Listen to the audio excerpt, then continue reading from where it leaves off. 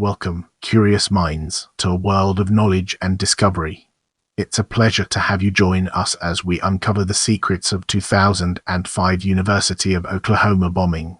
The 2005 University of Oklahoma bombing occurred on October 1, 2005 at approximately 7:30 p.m. CDT, when a bomb went off near the George Lynn Cross Hall on Vleet Oval on the University of Oklahoma OU main campus. The blast took place less than 200 yards west of Oklahoma Memorial Stadium, where 84,501 spectators were attending a football game. The bomber, OU student Joe Henry Hinrichs III, was killed in the explosion. No one else was killed. After the incident, speculation began immediately about Hinrichs' motivation and the number of accomplices, if any. An off-duty police officer had noted Hinrichs talking with a local feed store owner about ammonium nitrate and had begun an investigation. There was innuendo regarding the Pakistani heritage of the bomber's roommate. Terrorism-related speculation was heightened after the explosive agent was found to be TATP, an explosive of similar manufacture, though separate makeup, to the compound used in the July 2005 London bombings, the attempted destruction of an airplane by a shoe bomber, and by Hamas in clandestine devices for use by suicide bombers. The Federal Bureau of Investigation (FBI) and local authorities concluded in 2006 that Hinrichs acted alone and had no assistance from other groups. They could not prove or disprove allegations that Hinrichs intended to enter the packed stadium and kill football fans along with himself. Get ready to immerse yourself in the world of initial events as we examine its impact and relevance. Shortly before halftime of the Saturday evening game between the Oklahoma Sooners and the Kansas State Wildcats, spectators inside the stadium heard an explosion. The explosion was reported as being heard up to 5 miles away, but people on the east side of the stadium heard only a rumble like low-volume thunder. Some heard nothing. Spectators were not allowed to leave the stadium at halftime, which caused concern among fans who did hear the explosion. No stadium announcements were made until the third and fourth quarters of play, when bus drivers were asked to leave the stadium and meet at the northwest corner of the Ask Avenue parking facility. During the last 6 minutes of the game, an announcement was made over the public address system in the stadium and over local radio for attendees to exit through the south and east gates, and to avoid the area known as the South Oval, west of the stadium.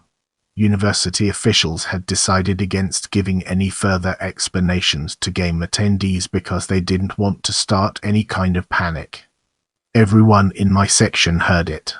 We looked to the opposite side of the field though, thinking it was thunder. Me and my family were gonna go to the university bookstore after the game, but the direction we had to go was blocked by caution tape.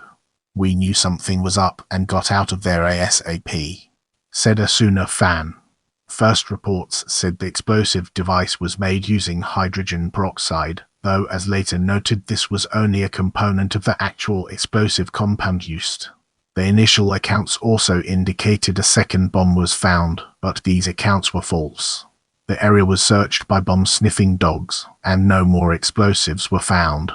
The remains of the backpack contained a circuit board, wires, and a battery. A small explosive was used to safely detonate it at about 9 p.m. Other items at the bomb site included a crescent wrench, a white sock with protruding wires, a screwdriver, unused wooden latches, and a chemistry book. Following the bomb explosion, the entire South Oval was marked as off-limits with crime scene tape. Fans exited the stadium at the conclusion of the game without incident. The South Oval was open the next afternoon except for the immediate area of the explosion, so a broken glass door could be replaced and firefighters could finish spraying down the area with water to wash debris, chemicals and bodily fluids away from the sidewalk and the bus parked there before the preceding day's game. Classes resumed as normal on Monday. Our focus now turns to identity of the bomber, an important aspect of our discussion. In a press conference the next day, OU President David Boren identified Hinrichs, a 21-year-old mechanical engineering student, as responsible for the detonation. Originally from Colorado Springs, Colorado, Hinrichs was a National Merit Scholar who graduated from Wasson High School in May 2002. His father, Joel Hinrichs Jr., described him as a very private individual who had gone through several severe bouts of depression. Hinrichs' depression was noted as early as 10 years old. His father believes that the underlying cause was his inability to bond with other people. He couldn't make friendships, and also said that Hinrichs began counseling at the university's on-campus health center 2 years earlier. He did not know if his son was still seeing a counselor, and denied knowledge of the young man's suicidal ideations. Hinrichs was a member of Triangle Fraternity, a social fraternity of engineering, science, and architectural majors. Hinrichs' father said that his son had recently moved out of the Triangle Fraternity house because he didn't relate well to the other fraternity members. In the chapter meeting following the bombing, the members of his fraternity were asked to direct all questions and comments to one member of their fraternity and not to discuss anything with the media. This was advised in hopes of limiting rumors and other theories. With our foundation established, it's time to explore investigation and its relevance to our overarching theme. According to local media, Hinrichs inquired about purchasing a large quantity of ammonium nitrate, the chief ingredient in the 1995 Oklahoma City bombing, at a local feed store 2 days before the explosion. An off-duty Norman police officer was in the store and overheard the conversation between the feed store owner and Hinrichs. The officer followed Hinrichs out of the store, checked Hinrichs' license plate, and began an investigation when his shift started. That investigation was still in progress when the bomb went off.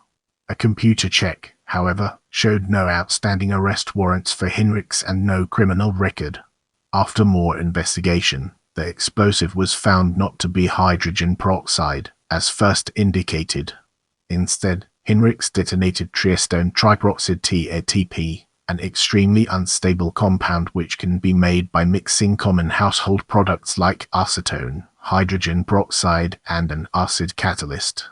According to a Norman bomb squad agent, Hinrichs had between 2 and 3 pounds of TATP in a bag in his lap. When investigators entered Hinrichs' apartment the morning after the explosion, they found more TATP and the necessary chemicals to make more of the substance. Since TATP becomes more unstable as time passes, the Norman police and the FBI evacuated Hinrichs' building and the 4 apartment buildings that surrounded it as a precaution. A suicide note was displayed on Hinrichs' open laptop monitor. While detectives were unable to completely retrace Hinrichs' steps that day, they did find that Hinrichs typed "None of you are worth living with. You can all kiss my ass" at about 6:15 p.m. that evening, approximately 75 minutes before he died. The message was on the computer screen when agents entered Hinrichs' apartment. Hinrichs told friends and fraternity brothers that he liked explosives and frequently experimented with building and detonating bombs made in or of plastic soda bottles. Hinrichs kept detailed records of many experiments he performed, done mostly at Red Rock Canyon in Caddo County, in the weeks prior to his death. Along with the chemicals and the suicide note, they found used artillery shells, spent bullets, belts made of used brass shell casings, and military ammunition boxes. Other items taken in the search included a thermometer, a slow cooker, rolls of tape, mixing bowls, and plastic containers. Hinrichs' roommate met Hinrichs when he placed an advertisement online for a roommate, and Hinrichs responded. The two did not socialize, and although Hinrichs showed the remains of detonated explosive devices to at least one fraternity brother, the roommate was unaware of Hinrichs' interest in explosives. There was speculation among some bloggers and pundits that Hinrichs was a Muslim. Ashraf Hussain, the president of Al's Muslim Student Association, said he had never seen Hinrichs at a mosque and that he did not believe Hinrichs was Muslim. As many as 8 people, Hakeem Mansouri, OU student, Diamal Rabli, an OU physics researcher, and others including OU Arabic language instructor Hossam Barakat, were detained by the Norman Police Department in the early morning hours of October 2 for questioning. They were again questioned the next day, after which they were cleared of suspicion. Rumors also circulated that Hinrichs intended to detonate his homemade bomb inside the stadium. These included allegations that he tried to enter the stadium that evening but was denied entry after he refused to be searched. Hinrichs was not a student football season ticket holder. There was no evidence that Hinrichs tried to enter the stadium, and Hinrichs apparently neither bought nor tried to buy a game ticket.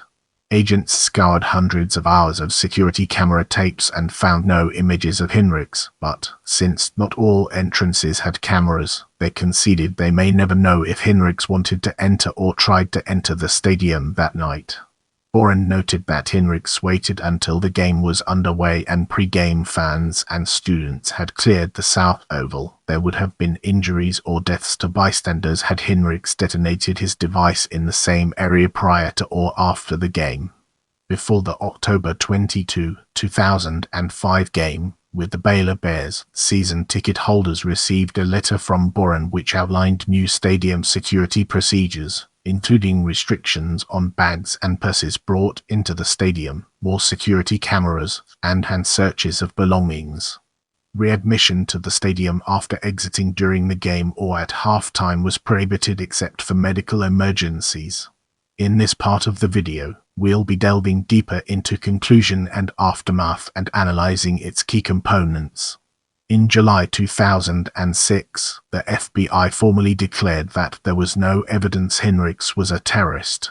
Over 200 witnesses were interviewed about the event, and no indications were found that Hinrichs was an extremist, had extremist views, or was working with anyone else to make and explode the bomb.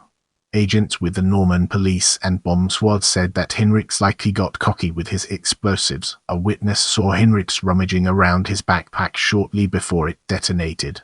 In November 2006, Thomas Carlyle Hinrichs, Joel Hinrichs' brother, was arrested after he allegedly attacked his father and threatened to murder an FBI agent.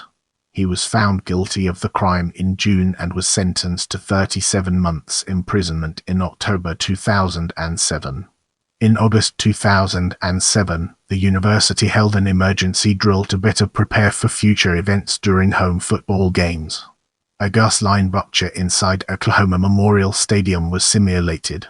More than 500 students participated, along with responders from the Department of Homeland Security, the Federal Emergency Management Agency FEMA, the Norman Police Department and Fire Department, the University of Oklahoma Police Department, and the Oklahoma Highway Patrol.